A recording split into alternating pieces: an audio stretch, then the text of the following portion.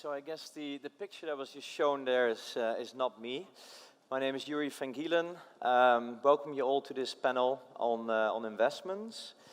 I'd like to give you a little bit of an introduction to the panel and sort of break the ice, and then get an introduction from all the esteemed panelists here.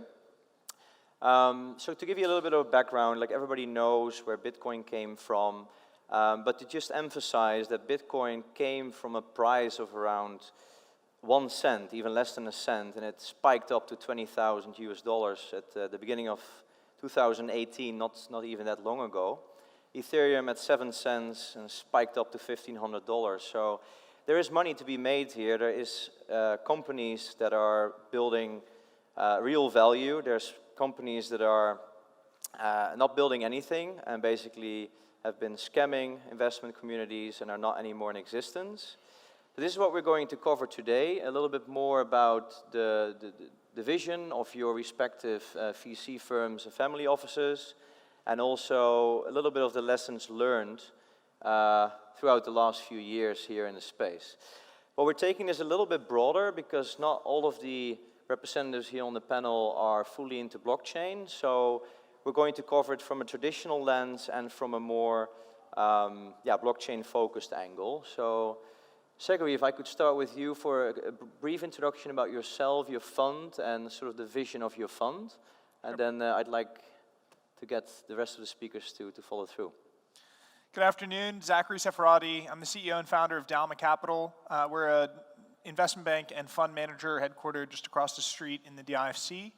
Our interest, particularly in blockchain and crypto, has been through our investment management business principally, where we have been an accelerator and platform to some of the leading crypto funds, including Alphabet, which Saeed is a founder of and representative of. We also have been interested in and engaged in systematic strategies, including arbitrage and trend following, so purely algorithmic. Right now focusing on non-directional risk, taking advantage of volatility in the market through the arbitrage platform. We're also interested in digital security offerings. Again, through our investment banking business, we see this as having a high potential impact in capital markets and introducing potential efficiency. So we've been engaged on a few advisory mandates and placement mandates on the STO or digital security offering side. Yeah, I'm still waiting for your STO. Good afternoon, Saeed Al-Darmaki. I also have a traditional investment background. I used to work for Abu Dhabi Investment Authority for 9 years. And June last year, I left to completely focus on the blockchain industry, which I'm very, very passionate about, very excited about. Perhaps at the moment, the market's not where I want it to be, but I'm pretty confident that in the long term, we'll see some very good returns in the long term. So I got involved in the blockchain and crypto space just over 3 years ago. What with the co-founding Alphabet Crypto Fund, which Dalma Capital is an investment manager of. And then I just invested in it personally as well. After a while, I started advising several blockchain companies and just became more engrossed in it. More recently, I've been on the advisory board of the MENA FinTech Association, and I'm also strategic advisor to DEX, which is a regulated crypto exchange startup based in the ADGM. We're hoping to launch in the next month or so. And yeah, I've just got a very, I love to learn about the space. I'm still learning. I'm not an expert, but you know, I have a good amount of knowledge, good network, and looking forward to share my experience and a lot of knowledge with you guys. Yeah. My name is Danish Rizvi. I'm the Chief Operating Officer of ASA Ventures. We're a venture capital firm over here in UAE as the headquarters. We are also present in 6 countries. My background itself, investment banker since I think 7-8 years. Before that, obviously, I have experiences in other banking silos. And over here in ASA Ventures, What we're doing is, it's a slightly different model where we not only invest into companies, but also provide the execution and the operational expertise, making sure that these companies become profitable and return high yield for the investors and for ourselves. It's been 16 years since we have been doing this business. We've done 15 exits in the past and have more than 30 companies in our portfolio. So, yeah. Fantastic, thank you so much.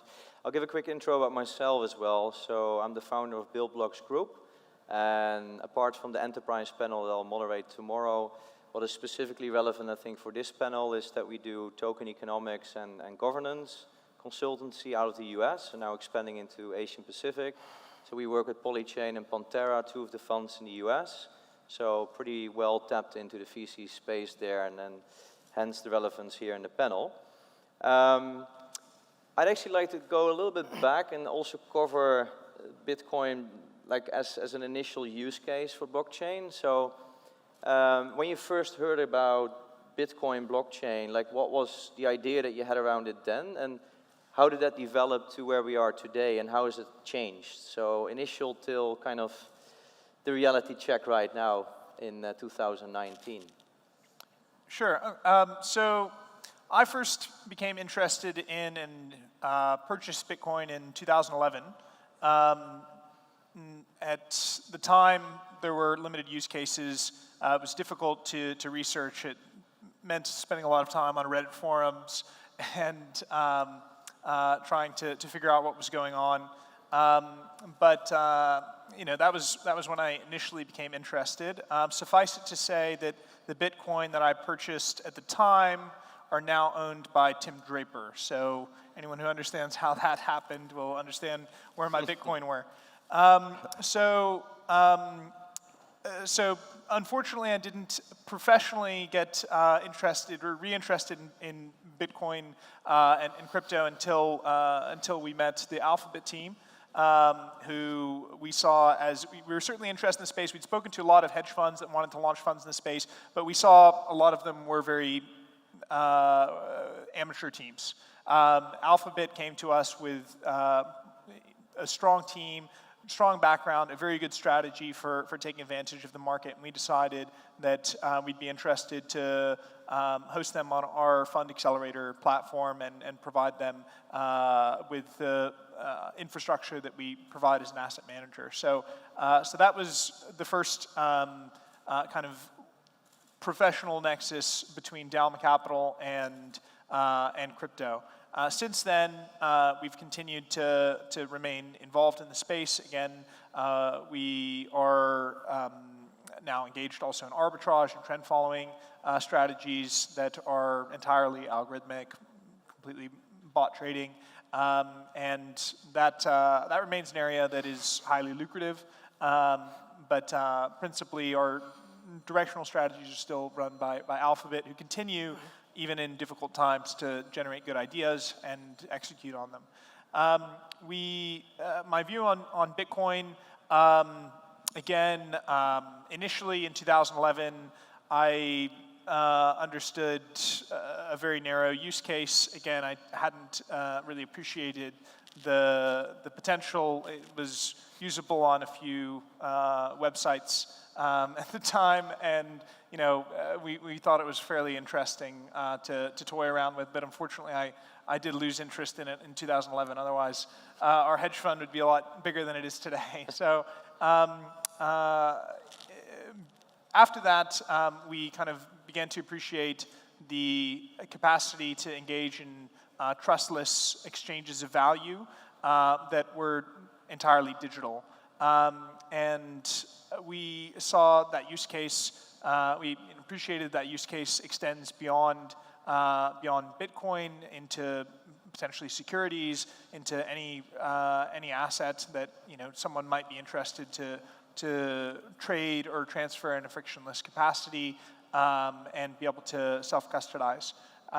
So we continue to pursue that. Again, we think digital security offerings have a large potential in the future. We think that this will provide the backbone of the capital markets digital capital markets in the not too distant future. We see it as, a lot of people view it as revolutionary or disruptive, but we actually see it as just iterative, an evolution of the transition from open outcry to electronic trading, and the next iteration being the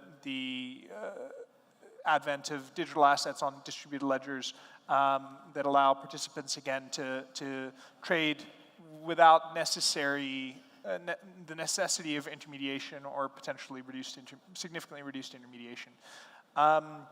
So our outlook on the space remains positive. Again, as long as crypto remains volatile, we can make money off of it as a hedge fund, and volatility doesn't seem to be going away anytime soon.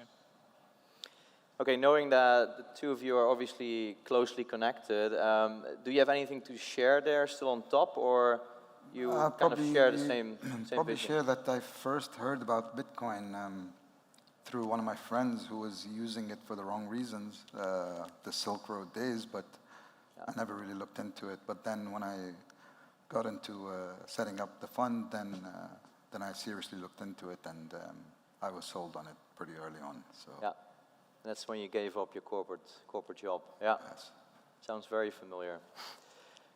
Maybe from your side, like as you're coming from the private equity space, so how do you look at Bitcoin, and how did that evolve till today?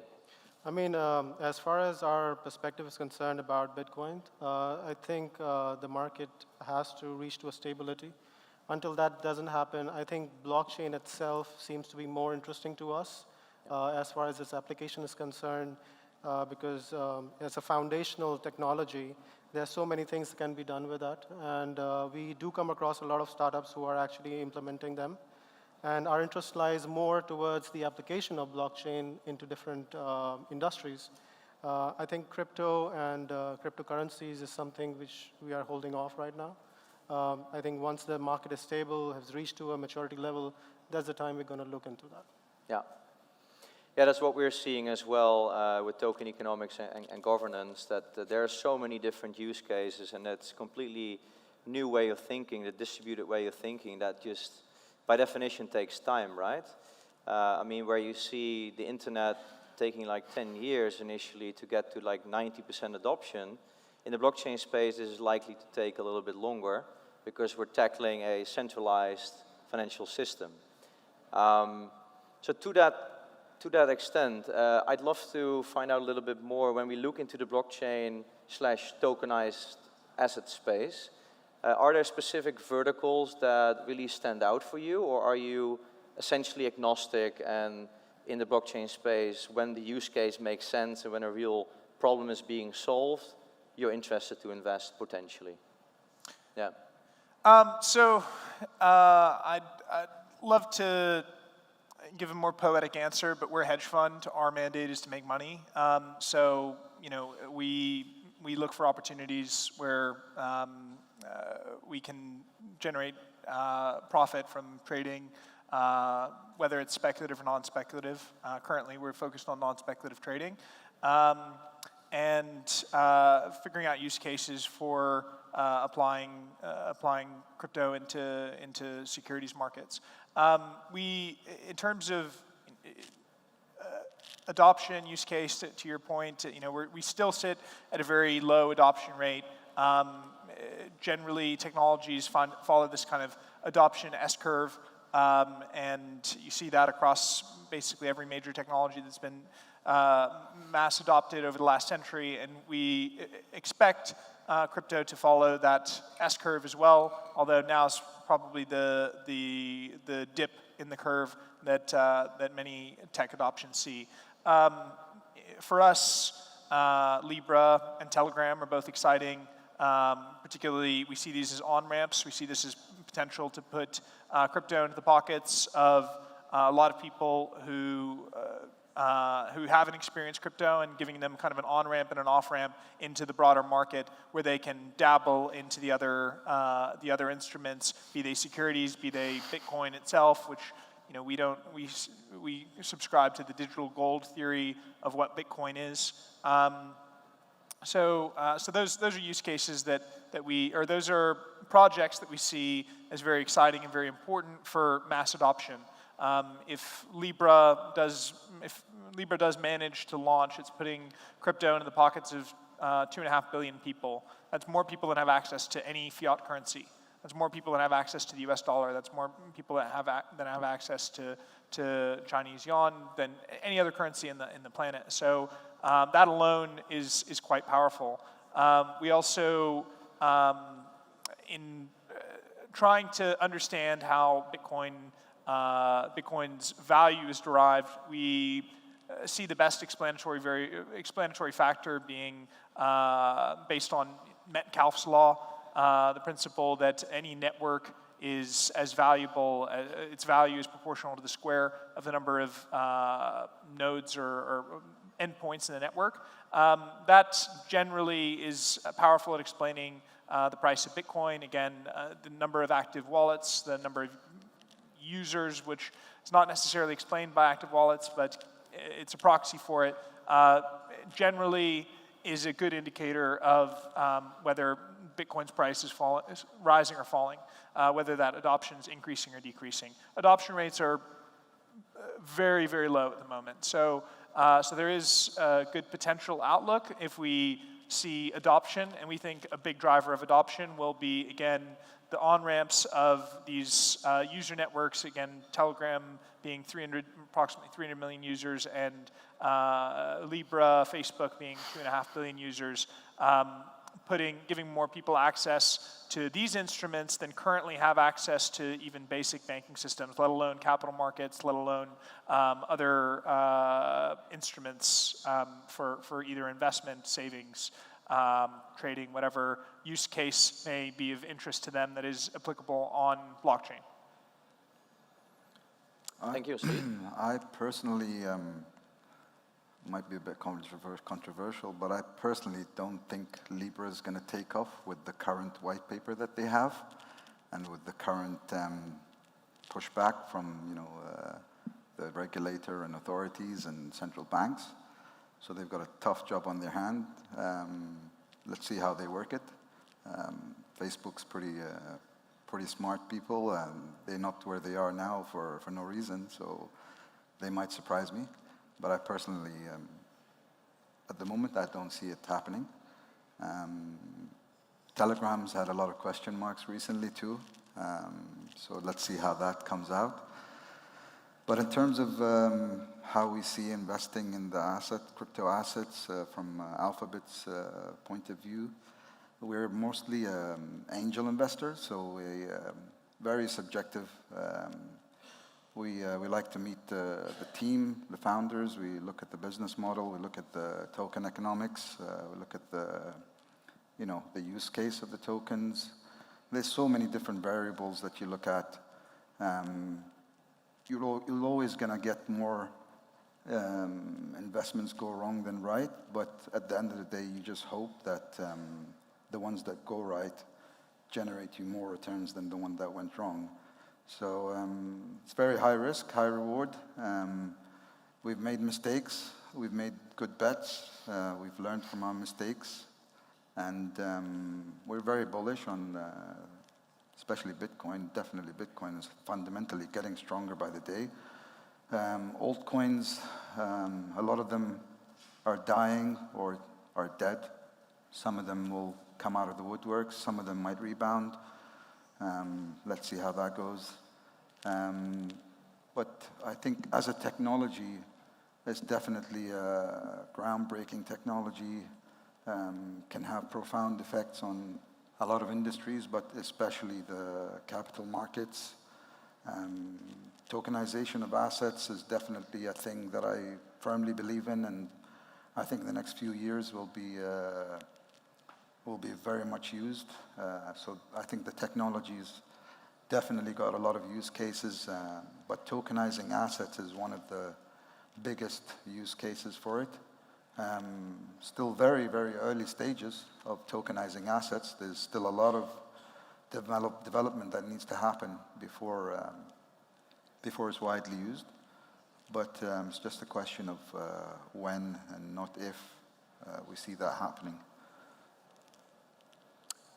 Anything you'd like to Yeah, add? sure. I mean, my perspective on this is because, you see, as far as blockchain is concerned, or even tokenization of assets is concerned, is something as an alternative way of getting financing, right? And we have moved from the traditional markets and the traditional ways of getting into investments.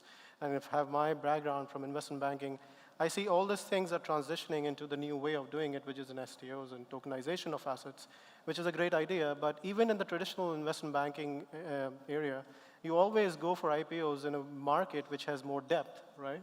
So right now, I don't see the STO market having that depth. So until it does not reach to that stage, I think it's a difficult time for us to completely indulge in ourselves into getting STOs. I mean, we've been exploring the idea of doing STOs since last 1 year, but the challenge is always how much liquidity do we have in the market in terms of people going for the STOs.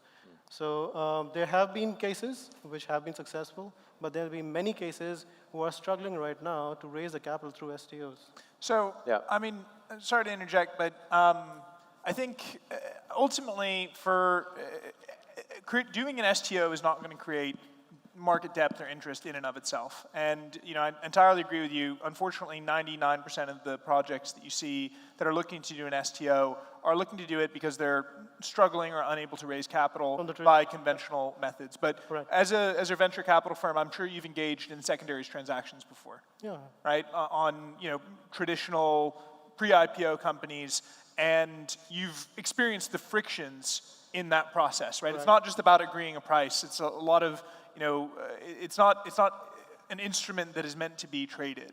So ceteris paribus, if one of those companies that you were trading on the secondaries market, if it had been tradable as a token, would you not have seen that process as being less costly, less time-consuming, more efficient? Again, take the idea that tokenization is creating an STO is something in and of itself. Just think about the deals, think about the companies, and think about the ability to trade these potentially on a secondary market in a more efficient capacity. Would that not be an advantage? No, definitely. I do see there's a great value, but what I'm saying is that we still have some time to reach to that level of having that confidence in terms of going through STOs. 100%. Unfortunately, right now, there is this kind of adverse selection bias. The companies that highly successful companies that are able to raise capital easily aren't going to take the risk of going out there and doing an STO. They can raise money conventionally. They spend a week or two shopping around Silicon Valley, speaking to firms like yourselves, and they're able to raise money privately, even if it is costly, time-consuming. There's a very poor secondaries market, and they're not necessarily interested in there being a secondary market because they want to be the only source of providing new investment. I do agree. Actually, what happens is usually when they get failed from those sides, then they try to do the STO. Sure. Yeah. And then on the other side, venture capital VC firms may be loath to be marked to market, right? I'm sure SoftBank wouldn't be very happy right now if their entire portfolio was able to be marked to market. So, Yeah. So yeah, I think the key challenge the STOs face is convincing high-quality companies to embrace this technology, to embrace this form of running an offering, and otherwise it kind of remains a chicken and egg. I mean, you're saying the market needs liquidity to get deals, but the market needs good deals to get liquidity, right? So how do we bridge that gap? That's something that we've been trying to address, working with a large partner that has a significant balance sheet and has an interest in the long-term outcome of STOs and is willing to actually underwrite token offerings that are issued on their protocol. Because again, they run one of the major protocols out there. Several of the different protocol issuers are actually now seeing this as a potential to actually get adoption, get use cases to these altcoins that that are otherwise dying need to show people that their blockchains are useful for something. And that's where we're actually seeing good interest in the market, is getting these guys to underwrite good deals to convince issuers to come to the market that wouldn't otherwise. Because again, when I sit with an issuer, when I sit with a client who, we're an investment bank, we speak to clients all the time, they say, well, should we do bond offering? Should we do an equity offering? Should we do pref? Should we do, an STO? And then the guys who have really good deals, it's difficult to convince to do an STO unless I already have an investor in the bag who I say, if I guarantee you'll get X amount of capital from this investor as long as you do an STO. So that's kind of been our approach to trying to resolve this chicken egg and get quality deals onto blockchain that people will want to buy and want to trade, to have that liquidity to bring better quality deals onto the market and hopefully create a virtuous cycle. No, I think Dalma Capital should do an STO. Yeah. Now, I think you're hitting the nail, Zachary. Like, in terms of STOs, what you're seeing is that STOs work for companies that are already generating revenues, have several verticals through which revenue is coming in. Yeah. So a lot of the startups that are trying to raise funds right now and considering STOs, they run against the wall, because looking at it from a legal point of view, it's extremely expensive to set up an STO, because you need an investment prospectus in every single jurisdiction that you want to offer your product to. So what I'm seeing a lot is that the startups currently, like, they find IEOs too expensive, they find ICOs to not anymore be working, so they're going the traditional seed funding route. And I think that's what we've seen the last 2 years. It's a narrative of, we are a blockchain company, we have a crypto token, and here and there we may solve a problem on the back of a white paper, but that has changed to, okay, here's the problem. We're solving that problem partially through blockchain as part of the tech stack, right? So my next question would be, when you look at investments at this current stage, late 19, early 2020, with the Bitcoin halving coming up next year, are you investing mostly in seed equity, traditional, or are you still looking at investing in tokens at this current stage? So our expertise has never been to invest in tokens. That's where Alphabet has some of the best expertise that we've seen in identifying projects at a very early stage, as Saeed said. So that's something that Alphabet has specialized in.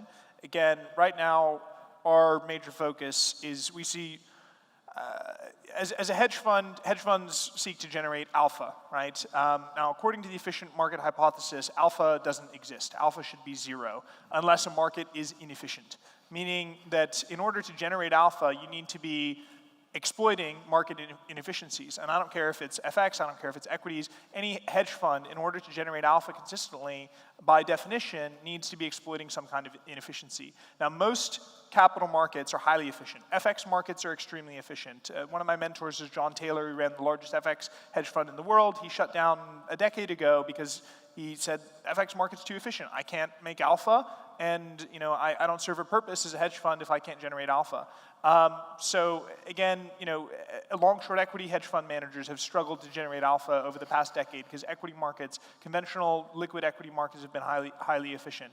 Even emerging market fund managers have difficulty really delivering alpha. So our view is, crypto is a very inefficient market. It's inefficient for a lot of reasons. It is tending towards efficiency. So there are a lot of opportunities to invest in crypto where you don't need to have a view on whether Bitcoin's going to go to 250,000 or to 0. But you can take advantage of the fact that the market is inefficient. It is also a liquid market that you can trade. So that's been a key area of focus for us, because again, we don't have the capability of understanding what's going to be the next great project like Alphabet does. Alphabet's great at seeing these teams. You invest in, what, 1 out of 100 of these entrepreneurs, or even less, that they come to them. They have the capability of sitting there, spending the time with these entrepreneurs, and successfully executing on these investments. That's not something that we have the capability of doing at Dalma Capital. Getting a little bit further into the tokens then, so are you still looking at investing into tokens right now, Saeed, or is it mostly traditional equity?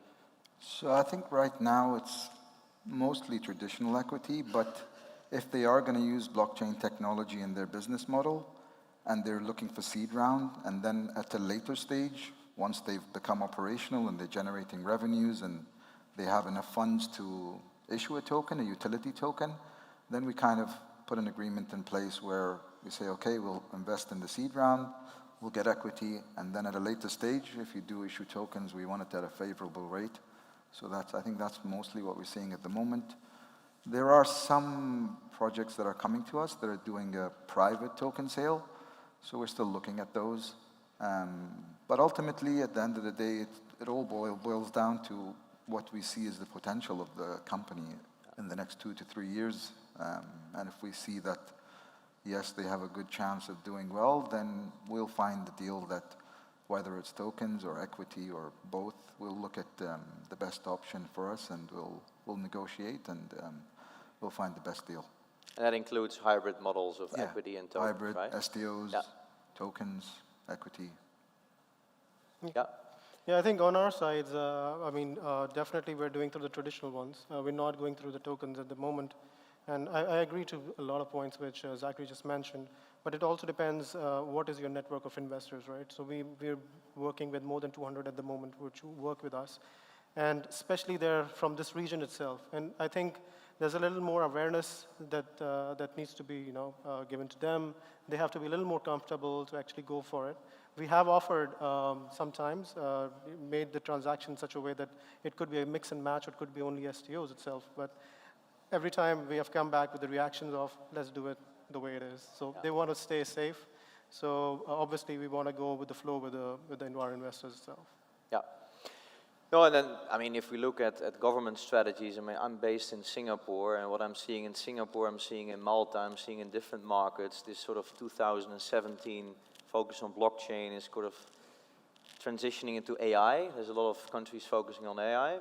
Of course, Dubai has the paperless goal for 2021, which includes blockchain, that the papers need to be on blockchain. I'm wondering, if you look at the larger trends that are currently happening in the tech space, are you investing more into AI, IoT, or what are the trends that you're currently seeing that are going beyond and have a better value proposition than blockchain native companies right now? Maybe starting with you, Dani. Oh, sure. Yeah. So obviously, I mean, the thing that we have been investing, I mean, since we started off 16 years back, blockchain wasn't there, right? So we were actually focusing more on the e-commerce side, because that was a developing time for e-commerce industry. And then we transitioned into AI-based projects. We're quite agnostic in terms of which sectors we work in, but then again, the technologies have to be driven in terms of adding value to those sectors. So we're working in a fintech, we're health tech, and sectors like this. Blockchain is something that we have not yet invested. As I mentioned initially, that we're not looking into the crypto side of it, but we're looking into the application side of it as a foundational technology itself, implemented on different areas. So basing those decisions on use cases, and we have experts who actually advise and mentor and be a partner in these transactions. Then we take our decisions on these kind of transactions. Yeah. As a more like blockchain, crypto native fund for you, Saeed, like, are you seeing more and more of your investment thesis moving towards AI, IoT, or what are the trends that you're seeing and tapping into? No, I mean, our thesis is still very much blockchain focused, but the founders and teams of startups that we're talking to, we're seeing more and more of them, not just focusing on blockchain, but trying to utilize AI and trying to utilize IoT and machine learning, big data. So they're trying to utilize as much of these new technologies as possible, but at the end of the day, they can use these sexy words, but if it doesn't fit in with their business model, then it's not going to incentivize us to invest in them more. So we still have to look at the business model, and if blockchain and AI works for the business model, then that's great. If not, then that's no bonus for them. So, but we're seeing them trying to fit in other technologies along with blockchain more recently. Okay. Anything you can still add, or I mean, Alphabet is yeah, your partner here? Huh? Investing in tech is not an area of expertise for us. Again, I don't have the I feel that tech is still in a bit of a bubble, and I think that bubble may be running into issues with what's happening with SoftBank. If SoftBank is unable to continue to raise capital, I don't see what is going to continue to hoover up valuations. Again, we've had a lot of tech companies come to us, and the problem that we've had that's kept us away from it are that we don't understand the valuations that these companies are trying to justify, and I'm not smart enough to figure out how to make money off companies that are losing it hand over fist. So some people, again, have demonstrated excellent expertise in being able to identify these companies, but for us, the valuations are something that we struggle to wrap our heads around. Yeah. Okay, and then obviously I know that you have open-ended funds, right? So you're still accepting LPs.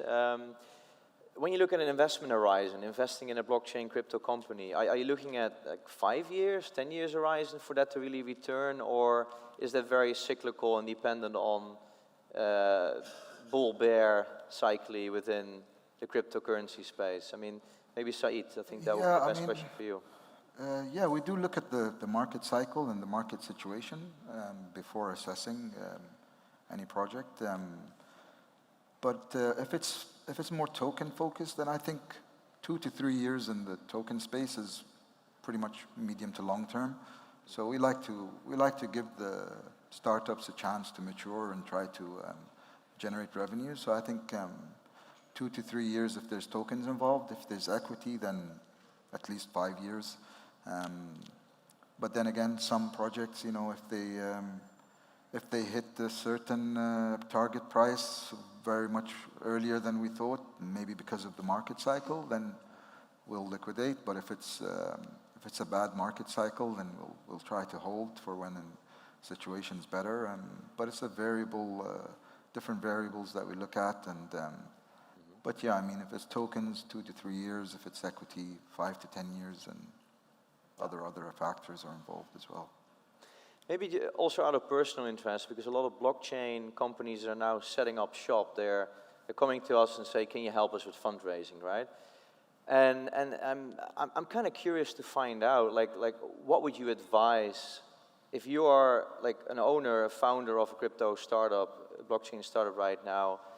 What are the do's and don'ts? Because you must see a pattern of like companies coming to you and you're like, okay, well, you're out of the door straight away, right? Mm-hmm. So what are the do's and the don'ts that you've kind of came to agreement with your GPs over time in the space?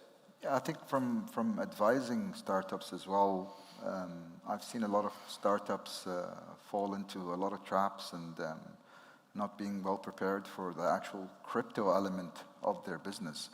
So I think one of the major problems that I've seen is that as a business model, as a team, they understand their business model, they understand the market, but then when it comes to looking after their token, with liquidity and pricing of their token, they don't budget anything towards that, and they completely ignore that. So that's why a lot of them have failed. But in terms of do's and don'ts, I think if you are a startup in general, not just blockchain or crypto, if you are a startup, you need to be able to show that you have some skin in the game at first, and also show that you have something that is of interest or of value, no matter, even if it's a small MVP or if you have 5 or 10 customers, that's good enough. But if you're just purely coming in and you say, oh, I have an idea, I don't know how I'm going to execute the idea, I don't have any customers, I don't have something or a prototype or a demo for you, then obviously you're not going to get any money. But I think trying to bootstrap your startup is also, which is what I meant by skin in the game. If you're bootstrapping your project to get to a certain level and then you have something to show for it, then I think you have a better chance of raising funds as well. But yeah, you probably would be better off also trying to get somebody who's professional at raising funds and has a good network as well. That helps a lot. But yeah, there's many things that you have to look at. But those are some of the do's and don'ts that I see. Yeah, I think, for yourself, yeah. Sure. So I think on the first question that you asked on the time horizon, I mean, definitely we look at a time horizon of normal startups. With the more developed technologies is around 3 years, plus minus. But then again, when you're talking about blockchain, it's a longer time horizon because there's a lot of research and development has to be done. There are a lot of loopholes as a technology they have to actually sort out. So yeah, 5 to 7 years on that side.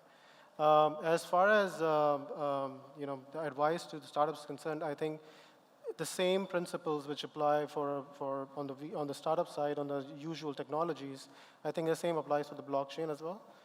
There's nothing different. I think the timing has to be right. The founders have to be confident about it. The business model has worked very well. There has to be an MVP. They should be knowing what exactly doing, and getting the right people on board. Apart from just the startups, I mean the founders being egoistic about their own idea, I think it's more important that they have very good experts as advisors and mentors to take them forward. I mean, the best way is open your doors to have more people to advise you to make your product solid before you go out in the market to actually raise the capital. Yeah. No, I'm hearing a sense of a reality check here that the times of the white paper and adding advisors to your white paper and therewith raising capital on the back of no fundamental value, that these days are over. The wild, wild west is over.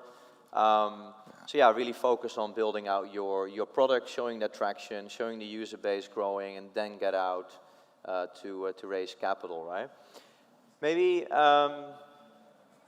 but I'm hearing a lot as well, and I mean, you just need to switch on CNN or whichever Al Jazeera, like whichever news server you're following, the recession is coming, right? Like maybe money drying up. Is this something that you guys are seeing as well? And would that withhold you from taking the more asymmetrical, risky bet into industries that are still so nascent, like blockchain and crypto? And maybe starting with you, Danish, like because you've not invested in blockchain yet, would that recession have a downward sort of pressure on the interest of picking up such an investment? No, I don't think so from my point, because, I mean, whenever you're doing this, I mean, because background comes from investment banking, obviously you have different buckets when you have investors for risky assets and for less risky assets.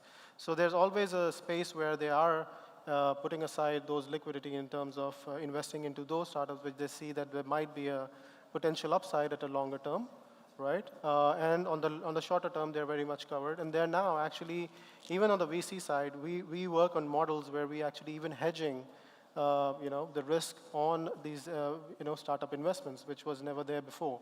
I mean, new models are coming up. I think it's also giving confidence to the investors. I do believe there's a recession coming up. But then again, I think people are already ready for it. Who are not, I mean, they should get ready for that as well. Yeah, I kind of agree. I think the smart money is in cash at the moment, and they're waiting for the right opportunities. They'll know that if there's startups raising, they'll be desperate for the cash, so they'll get good deals. And yeah, as a risky type of investment, you're more open to investing in a risky asset. So even if there's a recession, you kind of try to ignore that and just focus on the fundamentals of what's being offered, and there's still opportunities there, and there's still money out there to be raised. Yeah, I mean, we share the view that crypto is very much a risk-on asset. When markets are buying risk, crypto does well. When markets are selling risk, crypto tends to do poorly. So, but there is a decent argument to be made that in a kind of Six Sigma event where there's a lack of confidence in the financial system, that could increase demand for Bitcoin and crypto. And we actually have seen it, right? We've seen it happen in countries where capital controls are suddenly imposed, or where banks are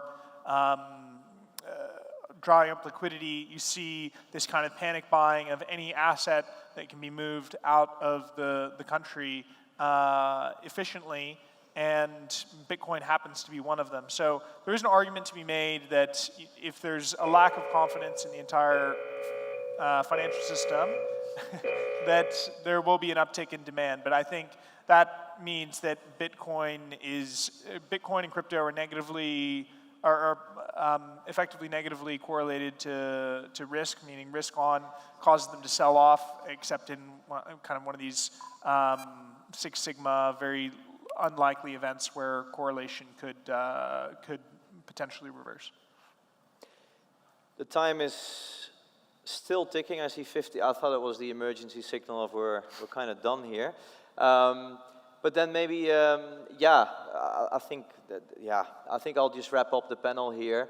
I'd like to thank all of you for your deep insights here, and I'd love to, for all of you to still be available for a few minutes if people have questions, because the panel format didn't lend itself for questions from the audience at this iteration. So if you'd still be around for a few minutes, that'd be great. And I'd like to get a big applause for the panelists today. Thank you.